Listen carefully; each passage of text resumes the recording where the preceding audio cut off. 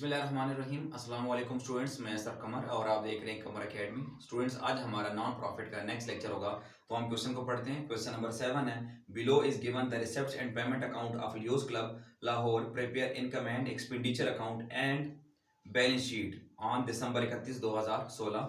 Students, format हम पहले बना चुके हैं। Question number 7 Leos club income and expenditure account, बाकी सारा फॉर्मेट वही है। और यहाँ क्लोजिंग बैलेंस शीट और यहाँ ओपनिंग बैलेंस शीट। स्टूडेंट्स, यहाँ हमारे पास जो डेट दी हुई है वो 31 दिसंबर 2016, तो इट्स मीन जो ओपनिंग बैलेंस शीट की डेट हम बनाएंगे वो 1 जनवरी खुद ही लिख लेंगे, क्योंकि मोस्टली ऑलमोस्ट एक साल का अकाउंट होता है। ठीक है, तो अब हम पहले पॉइंट पे आते हैं। अब जरा ये क्वेश्चन जरा इंपॉर्टेंट है स्टूडेंट्स, याद रखिएगा। इसमें लिखा हुआ है बैलेंस बी डी। आपको मैं पहले ही फर्स्ट लेक्चर में बता चुका हूँ कि जिन एसेट्स या लाइबिलिटीज के साथ balance B D, opening balance, beginning वगैरह लिखा हो तो वो ओपनिंग बैलेंस शीट में पॉइंट आएगा। तो स्टूडेंट्स, वो यहाँ कह रहे हैं बैलेंस बी डी, तो बैलेंस याद रखें हमारा कैश होता है, बैलेंस कैश, और बी डी साथ लिखा हुआ है तो इट्स मीन कैश हमारा क्या है, एसेट, और बैलेंस बी डी लिखा है तो हम यहाँ लिख लेंगे कैश इन हैंड, और साथ ही ब्रैकेट में लिख लेंगे बैलेंस बी डी के नाम से। आप क्या लिख लेंगे, बैलेंस बी डी। ठीक है, और उसकी वैल्यू आ जाएगी 2476। ठीक है, ये हमारा कैश है जो कि हमारा एसेट है। नेक्स्ट हमारे पास है एनुअल सब्सक्रिप्शन। सब्सक्रिप्शन हमारी क्या होती है, इनकम होती है, हम यहाँ लिख लेंगे सब्सक्रिप्शन। ठीक है, जो कि हमारे लिए क्या है, इनकम है, और उसकी वैल्यू है 3260। नेक्स्ट स्टूडेंट्स, हमारे पास पॉइंट है इंटरेस्ट फीस। क्या है, इंटरेस्ट फीस। तो इंटरेस्ट फीस स्टूडेंट्स डेल का पॉइंट है। अभी हमें नहीं पता कि इसके साथ फंड ये कैपिटलाइज कर लिखा है या नहीं लिखा, तो फिलहाल हम इस पॉइंट को छोड़ देंगे। नेक्स्ट पॉइंट, अच्छा इसके ऊपर पॉइंट एक रह गया स्टूडेंट्स, लाइफ मेंबरशिप फीस, ये भी डेल का पॉइंट है। इन दोनों को फिलहाल हम छोड़ देंगे। नेक्स्ट वो कह रहे हैं मिसलिनियस रिसेप्ट्स, खुद वो कह रहे हैं रिसेप्ट्स, तो हम यहाँ लिख लेंगे मिसलिनियस रिसेप्ट्स। ठीक है, और इसको हम कहाँ लिख लेंगे, आउटर कॉलम में, जो कि 466 है। नेक्स्ट हमारे पास स्टूडेंट्स है इंटरेस्ट। इंटरेस्ट सूद हमारे लिए क्या है, इनकम है।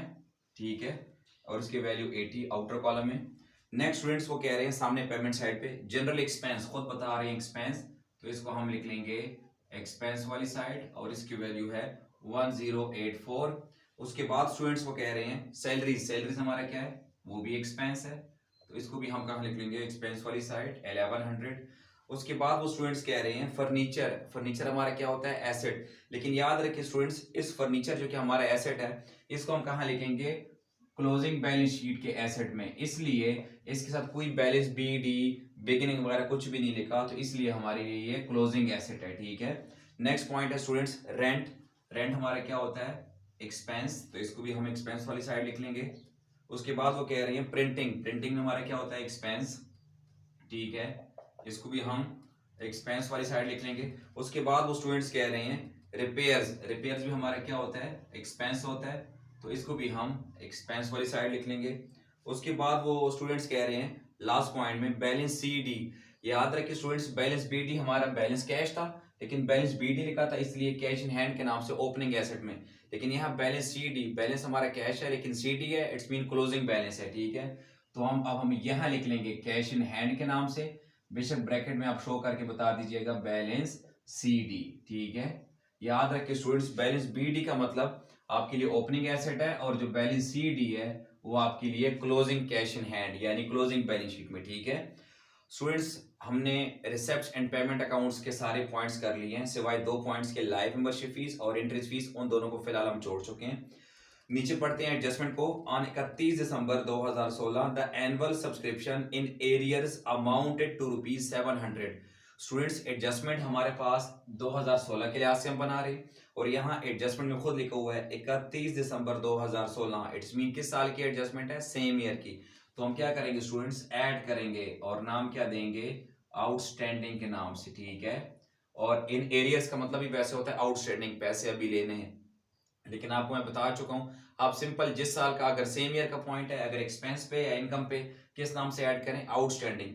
लेकिन स्टूडेंट्स, जिस तरह हर एडजस्टमेंट के डबल इफेक्ट होते हैं, तो एक तो हमने इनकम में ऐड कर दिया, और सेकंड इफेक्ट कहाँ हो जाएगा, क्लोजिंग एसेट में हम लिख लेंगे आउटस्टैंडिंग सब्सक्रिप्शन। ठीक है, जो 700 रुपए की वैल्यू है, क्योंकि हर एडजस्टमेंट के डबल इफेक्ट होते हैं। नेक्स्ट स्टूडेंट्स कह रहे हैं ₹200 is to be written off as depreciation on furniture. Furniture की वैल्यू मैं स्टूडेंट्स ऑलरेडी इनर कॉलम में लिख चुका हूं।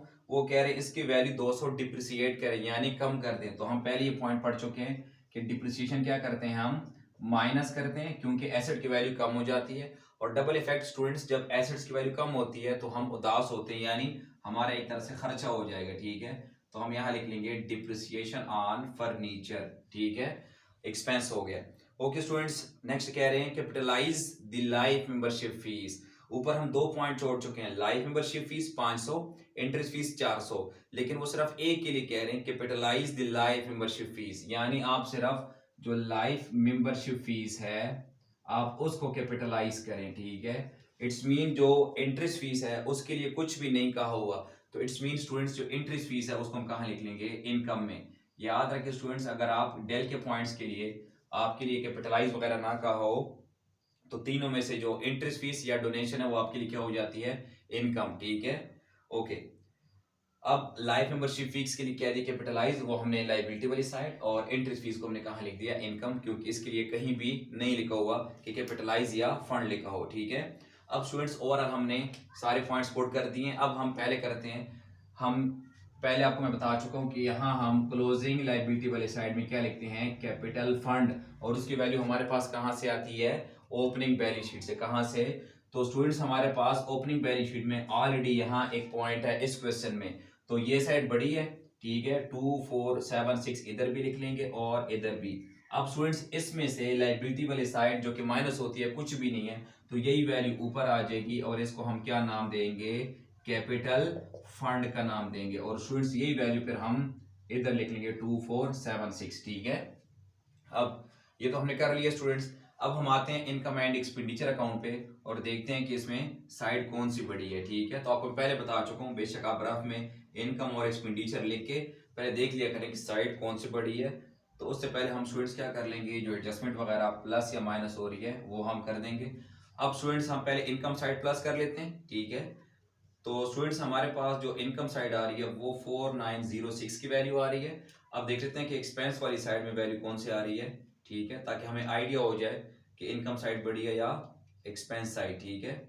तो स्टूडेंट्स हमारे पास जो एक्सपेंस वाली साइड है वो 4054, इट्स मीन हमारे पास साइड इनकम बड़ी है, तो फिर इस वैल्यू को हम दोनों तरफ लिख लेंगे 4906। फिर क्या करेंगे स्टूडेंट्स, इसमें से जो एक्सपेंस वाली साइड है वो मैं आपको बता चुका हूँ कि 1 बाय 1 लेस करने की बजाय क्या कर दें, आप उसमें जो एक की वैल्यू आई हुई है वो माइनस कर दें, तो हमारे पास क्या आ जाएगा, आंसर आ जाएगा।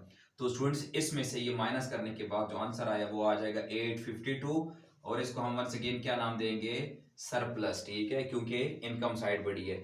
और फिर स्टूडेंट्स हम सरप्लस को क्या करते हैं, यस, हम इधर आके इसको हम कैपिटल फंड में प्लस करते हैं सरप्लस को, ठीक है। अब क्या करेंगे स्टूडेंट्स, इन दोनों को हम आपस में ऐड करके ना वैल्यू बाहर लिख लेंगे, तो हमारे पास वैल्यू आ गई 3328, ठीक है स्टूडेंट्स, 3328। अब क्या करेंगे, उसके बाद स्टूडेंट्स हमने सारे पॉइंट्स पुट कर चुके हैं। अब देखते हैं कि हमारे पास बैलेंस शीट का आंसर इक्वल आता है कि नहीं आता। तो हम पहले बैलेंस शीट को प्लस कर लेते हैं। स्टूडेंट्स हमारे पास लाइबिलिटी वाली साइड की वैल्यू आ गई 3828।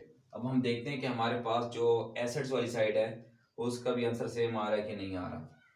तो स्टूडेंट्स हमारे पास जो एसेट साइड की वैल्यू है वो भी 3828 आ गई है, और इस तरह स्टूडेंट्स हमारा ये जो आंसर है उसकी बैलेंस शीट इक्वल आ गई है, ठीक है। और यहाँ तक हमारा ये लेक्चर भी कंप्लीट हो गया है। उम्मीद करता हूँ आपको इसकी भी समझ आ गई होगी।